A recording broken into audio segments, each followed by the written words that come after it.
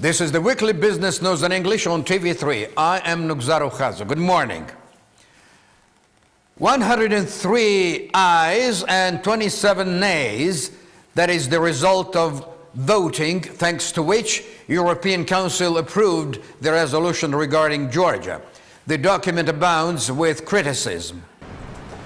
It highlights the facts of sequestration of Georgia's previous president's property and breach of norms of keeping under preliminary arrest of former minister Bacho Akhalaya.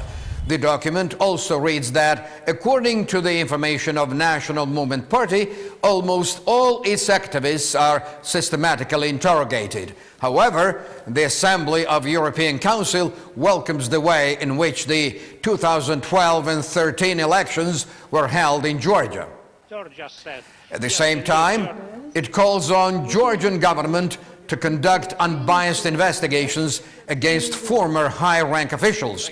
The Assembly underlines that, compared to the previous legislation, the media reforms initiated by the current authorities were assessed by the Organization for Security and Cooperation in Europe as improved. The Assembly welcomes the fact that these reforms meet its previous recommendations, although it expresses its concern due to the situation that, against the background of pre-election political environment, the reforms were excessively politicized. The Assembly takes account of a number of accusations against the representatives of former authorities. At the same time, we are seriously alarmed by the complaints that their legislative pursuit is politically motivated, while justice is selective and revenge-seeking, reads the European Council resolution. Too bad. The governmental session pointed out that the budget of 2015 must ensure the issues of social security and the country's economic development. According to the new budget, the financing of healthcare shall increase by 92 million. 291 million is allotted to the Ministry of Agriculture. 300 million will be spent on the program of rural development. 955 million lari shall be earmarked for the Ministry of Regional Development. Additional 74 million will be allocated to the educational sphere. It envisages increase of the pedagogues' salaries. The budget was submitted to the Parliament for consideration. Naturally, the project of the budget of 2015 is based on the election program of Georgian Dream. It is founded on the strategy of Georgia's economic and social development. Next year, our country will have a 5% economic growth, and deflator of its gross domestic product will be 4%. Considering these indices, next year our GDP will amount to 31,780 million lari. The entire state budget of Georgia for the first year of 2015 includes grants and international credits. The state budget of 2015 shall amount to 9,400 million lari. The net budget is planned within the limits of 8,600 million lari. The figures sound clearly impressive. Let us wish ourselves well. Heavy rainfall and storms significantly damaged the Achara, Guria, and Imereti regions. The government is estimating the damage. The Georgian Prime Minister surveyed the damaged regions and met with aggrieved local residents. Irakli Garibashvili noted that the state budget has allocated 40 million lari to the aggrieved locals. I want to point out good work done by the headquarters, local government, and Gamgebeli. Thanks to their round-the-clock effective work, all families have felt attention on the part of local officials. We will calculate the damages, and every aggrieved family will get the compensation. At the same time, I want to say that last year we allotted compensation of 48 million lari. This year, we intend to grant the compensation of 40 million lari. The Prime Minister informed the local residents that the central government had allotted 6 million lari for putting the Osurgeti municipal infrastructure back in order. Whatever is possible to give a helping hand. The Georgian president, Giorgi Margvelashvili, paid a working visit to the Republic of Turkey, where he took part in the session of World Economic Forum. Interest in Georgia is growing increasingly because it is the country which connects Europe and Asia. Today, it is part of European market. That is to say, one of the most potent markets. It is a country which has a very liberal economic policy. Therefore, talking about Georgia at the forums of this kind is very effective. During his stay in Turkey, Giorgi Margvelashvili had a meeting with Kyrgyz colleague. First, they had a tete-a-tete meeting, and later they held discussions with participation of their augmented teams.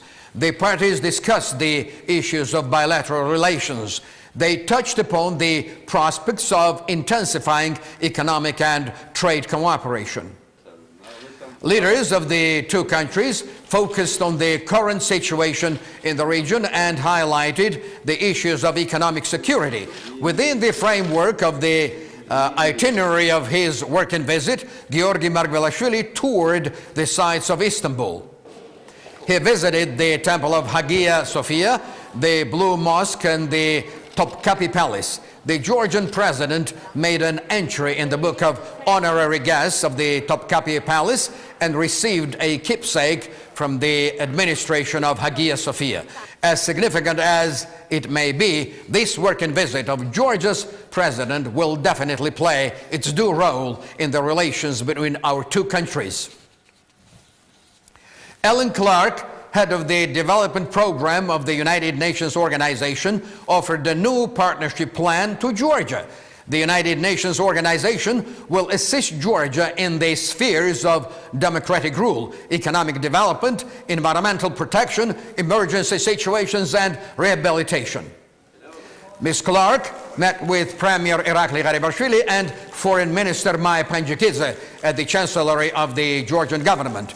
They talked about the activity of this United Nations program in Abkhazia and the measures aimed at resolving the conflicts. Prior to the meeting with the Premier, Ms. Clark met with the President of Georgia. Head of the United Nations Development Program visited Georgia within the framework of her Caucasus tour. The visitations of this caliber are very important, but their presumable consequences happen to be even more significant.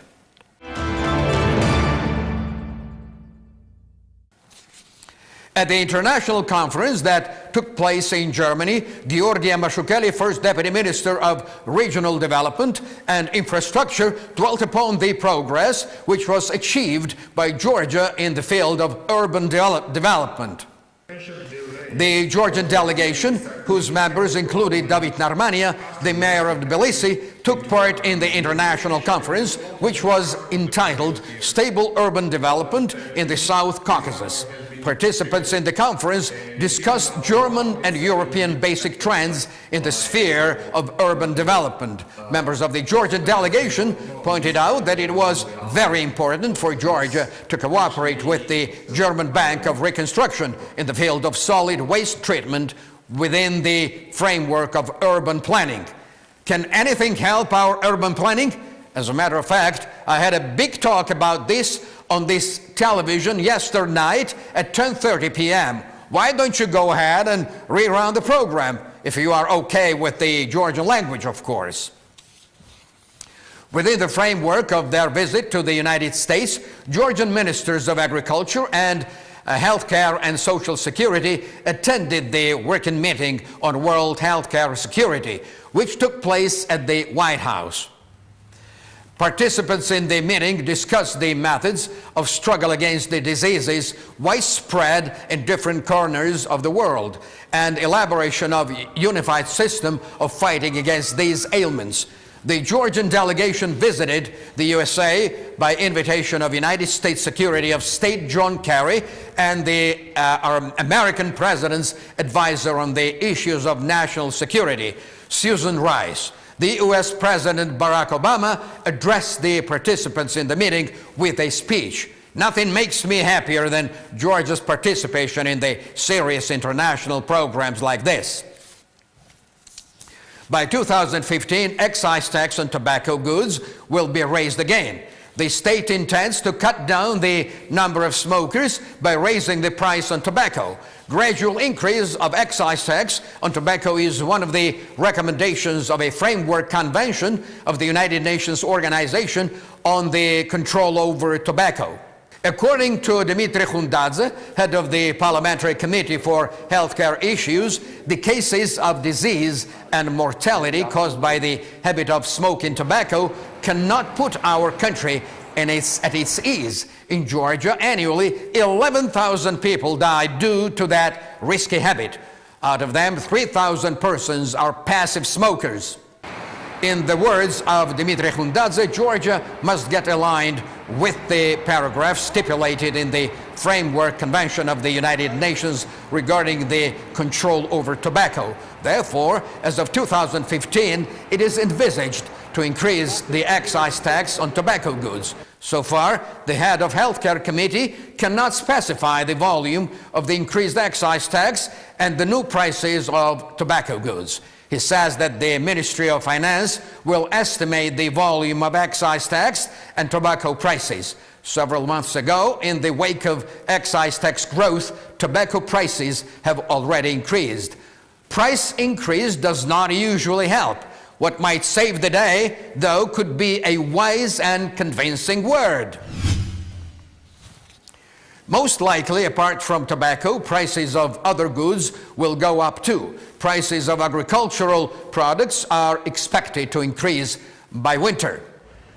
The Georgian language newspaper Rezonansi ascribes this phenomenon to two factors: reopening of Russian market for Georgian goods and unfavorable weather conditions, drought, hail, flood, etc. At the same time, prices for other goods remain unchanged or they go down. However, experts advise the consumers to stay calm and explain the price hike by usual seasonal price increase. Meanwhile, against this background, National Statistics Service publishes the data which informs that in August, annual inflation exceeded 3%.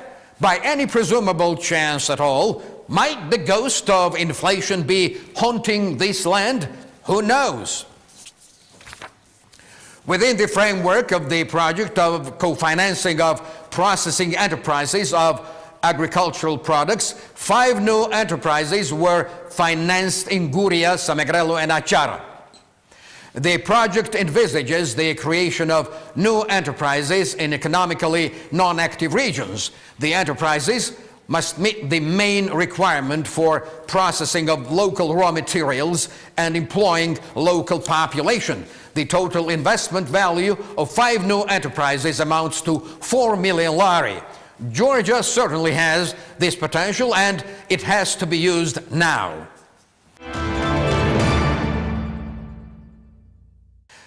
The low-cost Hungarian airline Wizz Air realized its first flight from Kutaisi to Budapest. The air company's planes will implement flights from Kutaisi to Hungary twice per week on Wednesdays and Fridays. Wizz Air is the first low-budget air company which started to perform flights from the Kutaisi International Airport starting from 2012. I believe that it will be a successful flight. Hopefully, frequency of flights will increase and accordingly the number of passengers will grow. Simultaneously with the opening the new flight, the Association of Georgian Airports marked the 2-year jubilee of putting into operation of the Kutaisi Airport. Today, 5 air companies perform flights from the Kutaisi Airport. Remember the good old Soviet times? How cheap it was to fly. The original copies of Georgian films that were made during the years of Soviet rule will be returned from Russia to Georgia. The relevant document to that effect was signed at the Ministry of Culture, according to the agreement concluded between the Georgian Minister of Culture and Director General of Russian State Film Fund. Starting from January of 2015, the films will be returned to the Georgian side stage by stage. About 300 movies will be returned to Georgia in the duration of 5 years. There are 800 films, including cartoons. The process of returning them will take almost 5 to 6 years. The main thing is to begin the process. We will present the information to Georgian Ministry of Culture, who will determine the films that should be handed over at the first stage. Starting from the new year, we will start preparations for returning the films. Mikhail Diorgadze, Minister of Culture of Georgia, said that handing over these films has great practical significance to Georgia. Many works of Georgian directors were printed on low-grade films, while some of them are unavailable in Georgia. These factors seriously hinder screening of old Georgian movies at various international festivals. Well, it is always nice to hear something good going on between Georgia and Russia. Along with other 50 countries, Georgia joins the fight against children's sexual abuse. In Washington, together with the ministers of Justice and Interior Affairs of more than 50 countries, Georgian Minister of Justice Tea Tsulukiani signed the Declaration of Ministers, which calls for the fight against the crime of children's abuse by means of internet. The document stipulates that all 50 countries shall jointly fight against the increasingly growing criminal network which trades with photo and video materials depicting children's sexual abuse. Well-organized groups of pedophiles are actively engaged in this dirty business. I seriously wonder if there is any way at all to keep the mischief in check. Georgia hosted the 4th session of the Conference of Regional and Local Authorities of Eastern Membership Countries. Participants in this session discussed the ways of implementing the tasks set within the framework of the Agreement on Association with European Union. The international conference comprises successful regional and local authorities from 36 countries of European Union and Eastern Partnership. The participants in the conference paid special attention to the current developments in Ukraine. I wish those international conferences had any power to alleviate the strife there. Georgia charged into the lead among the countries of Eastern Partnership. In the rating of freedom of media, the country holds the 1st place. The research, named Index of Freedom of Media in the Eastern Partnership countries, covers the first half of this year. Moldova is a runner-up, and Ukraine, which succeeded in taking one step forward, is on the 3rd place. Georgia held the 1st place last year as well. 60 media experts participated in the survey. I have a new rallying cry to offer today: no relaxation without democratization. That's all this morning.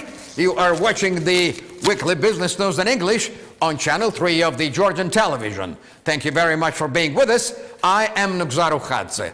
I will see you again next Saturday morning at exactly 11 a.m. right here on TV3. Until then, have a gorgeous week.